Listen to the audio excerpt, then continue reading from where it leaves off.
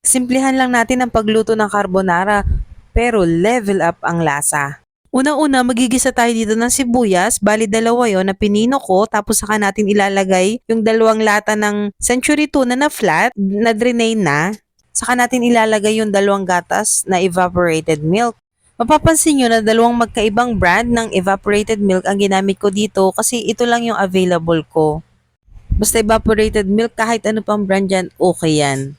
Ilalagay na rin natin yung all-purpose cream. Bali, ang nagamit ko nga pala dito ay 3/4. At pagkakatimplahan na rin natin ito ng asin. Dito ang gawa ko, tansya-tansya lang ang ginagawa ko.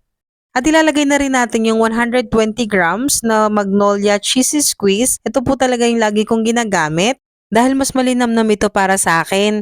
At saka na natin ito pagkakahaluin at hahayaang kumulo para malaman natin kung ano pa ang kulang. Kasi dito pag nagluluto ako nito, laging tansya-tansya lang. Saka natin pagkakatikman at dahil nga nakukulangan ako sa asin, dinagdagan ko pa ito dahil nga ayoko nung lasa na halos matamis lang. Kailangan may kagat ng alat para di naman siya nakakaumay. At hayan lang uli natin itong kumulo. At kapag okay na yung lasa nito, pwede natin itong patayin and ready na to.